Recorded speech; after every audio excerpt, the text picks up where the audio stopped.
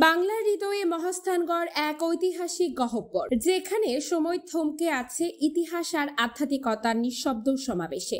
এখানে আজও বাতাসে ভেসে বেড়ায় এক অসাধারণ সাধকের ধ্বনি, হযরত শাহ সুলতান মাহমুদ বলখি মাহি সওয়ার রহমতুল্লাহি আলাহি, যার পদস্পর্শ এই ভূমিকে করেছে পবিত্র, যার প্রেমময় আহ্বানে কেঁপে উঠেছিল রাজসভার সিংহাসন, দিগন্তে ছড়িয়ে পড়েছিল আল্লাহর রং। মহাস্থানগড় প্রাচীন পুনর্বর্ধন নগরী, যা মৌর্য ও গুপ্ত, পাল, সেন ও হিন্দু বংশীয় শাসকদের রাজত্বের ঐতিহ্য বহন করে আজও দাঁড়িয়ে আছে করতোয়া নদীর কোল ঘেঁষে। এটি একসময় বাংলার রাজনৈতিক ও ধর্মীয় রাজধানী ছিল। প্রাগৈতিহাসিক সভ্যতা থেকে শুরু করে মধ্যযুগের সুফি আগমন পর্যন্ত এটি ছিল শক্তি, জ্ঞান ও সংস্কৃতির কেন্দ্রবিন্দু।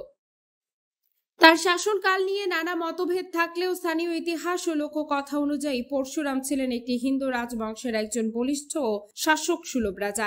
নামের মিল থাকলেও তিনি পৌরাণিক পরশুরামের পুনর্জন্ম নন, বরং বাংলার উত্তরে ব্রাহ্মণ তন্ত্র মন্ত্রে বিশ্বাসী এক রাজা, যিনি মহাস্থানগড়কে করেছিলেন শৈব ও বৈদিক চর্চার দুর্গ।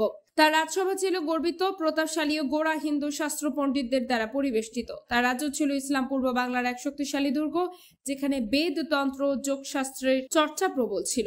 হযরত শাহ সুলতান রহমতুল্লাহি আলাইহি ছিলেন বলখ নগরীর রাজার পুত্র, অথচ রাজসিংহাসনের মোহ, দুনিয়ার প্রতাপ, উপাধি সবকিছু বিসর্জন দিয়ে তিনি আল্লাহর প্রেমে আত্মাহুতি দেন। এক পর্যায়ে তিনি ত্যাগ করেন সবকিছু এবং শুরু করেন আত্মিক অভিযাত্রা।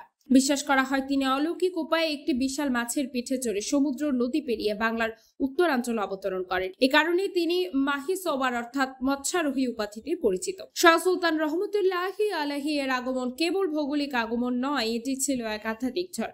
তিনি মহাস্থানগড়ে পৌঁছে ইসলামের বার্তা নিয়ে সরাসরি পরশুরামের রাজসভায় উপস্থিত হন। শাস্ত্রীয় তর্ক, আধ্যাত্মিক যুক্তি, অলৌকিক ক্ষমতা এবং অন্তরের দ্যুতি নিয়ে তিনি প্রমাণ করেন ইসলামের তাওহীদ দর্শনের শ্রেষ্ঠত্ব।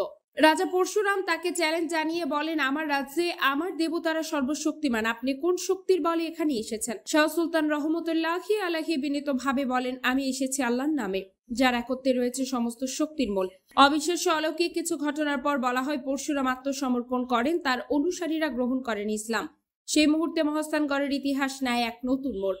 আজকের মহাস্থানগড়ে গড়ে উঠেছে শাহ সুলতান রহমতুল্লাহি আলাইহির পবিত্র দরবার শরীফ, যা কেবল একটি মাজার নয়, এটি স্মৃতির আলো, আধ্যাত্মিক প্রশান্তি ও আত্মশুদ্ধির নির্ভরযোগ্য কেন্দ্র। সাদামাটা হলেও গভীর পবিত্রতা মণ্ডিত একটি ঘর, যেখানে প্রতি মুহূর্তে জিয়ারত করেন ভক্তরা। ভেতরে রয়েছে চাদর ঢাকা পবিত্র কবর, যার চারপাশে ছড়িয়ে থাকে গোলাপ জল, আতর ও শুদ্ধতার গন্ধ। যেখানে পীর সাহেবগণ বা খাদিমরা বসেন, জিকির মজলিস হয়, প্রশ্নোত্তর চলে, আত্মিক পরামর্শ দেওয়া হয় আশেকানদের। একটি ছোট মসজিদ সংলগ্ন জায়গা, যেখানে চলে 24 ঘন্টার ইবাদত ও দোয়া। বিশাল খোলা মাঠ, যেখানে বৈশাখের শেষ বৃহস্পতিবার হাজারো মানুষ একত্রিত হন। বিনামূল্যে তবারক বিতরণ হয়, খিচুড়ি, মিষ্টি, পানি, সবই থাকে বারাকাতের প্রতীক। প্রতি বৈশাখ মাসের শেষ বৃহস্পতিবার এখানে আয়োজিত হয় ওরস শরীফ। সারা দিন রাত ধরে চলে কোরআন খনি, মিলাদ ও দোয়া মাহফিল, জিকির ও আধ্যাত্মিক বৈঠক, সুফি গান, বাউল সঙ্গীত, হামনাদ, লঙ্গর বিতরণ, আলেমদের বয়ান ও আত্মশুদ্ধির দিক নির্দেশনা। দূর দূরান্ত থেকে মানুষ আসে, নারী, পুরুষ, ধনী, গরিব, হিন্দু, মুসলমান, সবাই একসাথে বসে আধ্যাত্মিক খাদ্যে তৃপ্ত হয়।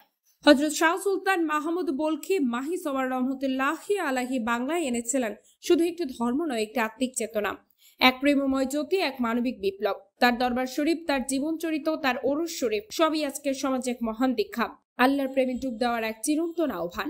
তিনি ছিলেন বাংলার আধ্যাত্মিক বিপ্লবের সুলতান, যিনি হৃদয় জয় করে গেছেন আত্মিক অস্ত্র দিয়ে, তলোয়ার নয়, ভালোবাসা, জ্ঞান ও বিনয়ের আলোয়। তথ্যচিত্র প্রতিবেদক সাত্তার আব্বাসী, আতিয়া ফিফা মাশফি, বাংলাদেশ নিউজ টুডে।